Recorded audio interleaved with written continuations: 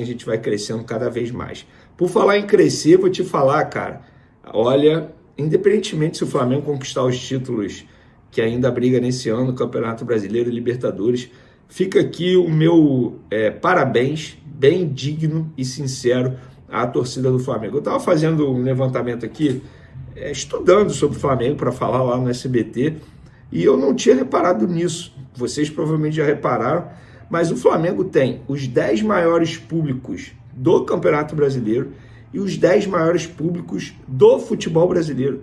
O Flamengo está dominando nesse quesito. E isso precisa ser ressaltado e elogiado, porque o Flamengo durante muito tempo aí praticou ingressos caros, na verdade continua praticando. A gente sabe o quão difícil é ir ao Maracanã atualmente. É caro, você precisa ser sócio-torcedor, não está sendo fácil para os torcedores marcarem presença. Vários não são do Rio de Janeiro, vêm em caravana para o Rio de Janeiro para poder assistir ao Flamengo de perto, em loco. Então, precisa ser elogiado sim. Independentemente se o Flamengo conquistar os títulos, fica aqui o elogio à torcida do Flamengo. Se tiver título aí para a torcida, qual é a torcida que merece um prêmio em 2025? É a torcida do Flamengo, porque eu repito, não é fácil você ter os 10 maiores públicos do Brasileirão e os 10 maiores públicos do futebol brasileiro, e o Flamengo tem. E outra, quando joga como visitante, o Flamengo lota também. Ainda tem isso, é o trem pagador de muita gente. Olha o Sport, próximo adversário do Flamengo. Vendeu o jogo para a Arena Pernambuco contra a vontade da torcida fazendo um protesto por 3 milhões de reais. Por que vendeu?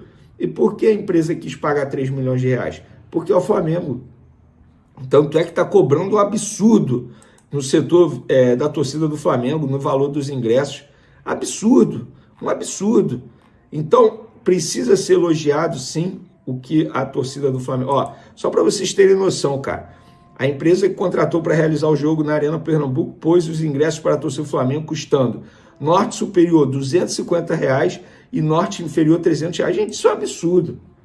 O Flamengo é o trem pagador. A verdade é essa e está sendo dito aí, tá bom?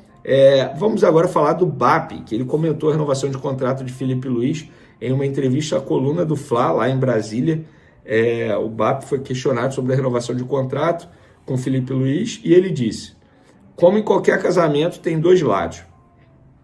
Nós estamos muito animados, esperando que dê tudo certo. Esperamos que o Felipe Luiz fique e acredito que ele também queira. Então, acho que essa história terá um final feliz. Por que o BAP está falando isso? As negociações estão se arrastando mais do que muita gente imaginava. Está sendo uma negociação muito complicada com o empresário do atleta, do treinador, desculpa. Tanto é que o BAP assumiu o comando dessa negociação. Isso não é normal. O BAP não é um cara, ele é um presidente que ele fala assim, ó, futebol, José Boto.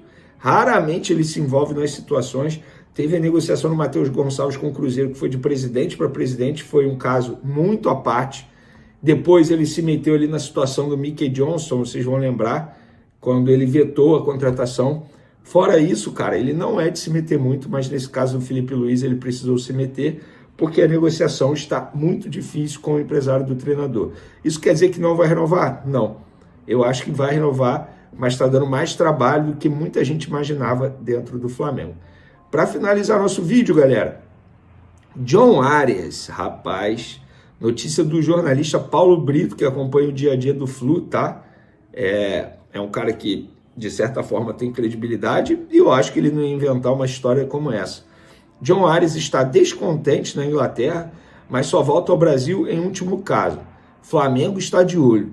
O rubro-negro monitora a situação do meio atacante colombiano, mas o Fluminense tem prioridade numa possível volta ao país. Com pouco protagonismo no Wolverhampton, Arias se arrepende de ter ido para a Inglaterra, mas prioriza uma permanência na Europa.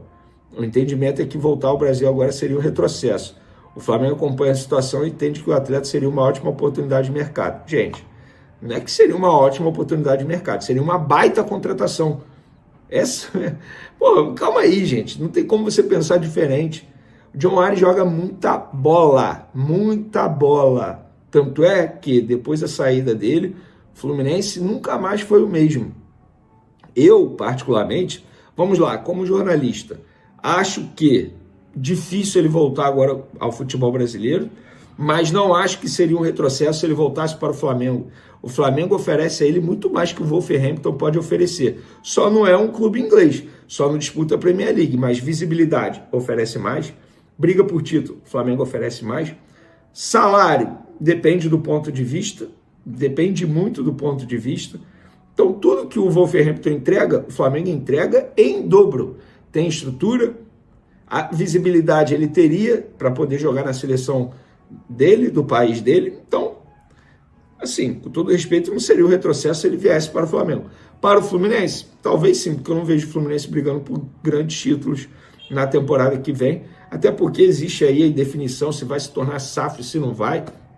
Então, eu particularmente acho que não seria um retrocesso. Como torcedor do Flamengo, super aprovo a contratação, vem, pode vir, tem vaga sim, vai ser titular, não sei. O Flamengo hoje tem 2 times e o John Ares joga muita bola. Vocês concordam comigo? Vocês seriam contra, não seriam contra? Quero a opinião de vocês. Sobre o Flamengo, nessa quinta, o Flamengo volta a treinar, tá? Léo Ortiz praticamente fora. João Vitor é o grande favorito para assumir a titularidade na zaga. Lembrando que Danilo, que seria o reserva imediato, está com a seleção brasileira, não vai poder jogar nessa data FIFA diante do Sport. O Flamengo, portanto, pode ter 11 desfalques. Os 7 convocados, Alan, Jorginho, Pedro e Léo Ortiz. Rapaz, um time de desfalque. E mesmo assim, o Flamengo terá uma boa equipe para enfrentar o Sport e vencer fora de casa. Valeu, galera. Tamo junto, até o próximo vídeo. Fui! Como o Flamengo vai jogar com 11 desfalques? Pois é, Felipe Luiz tem um verdadeiro quebra-cabeça no sábado contra o Sport. São 7 convocados, 4 na DM e ainda Jorginho como dúvida. Sem Arrascaeta e sem Carrascal, o Mengão não tem um meia clássico para criar. O técnico deve improvisar alguém no setor e usar Pulgar, De La Cruz e Saúl no meio. No ataque a situação é ainda mais tensa. Pedro está fora e Bruno Henrique depende do julgamento do STJD.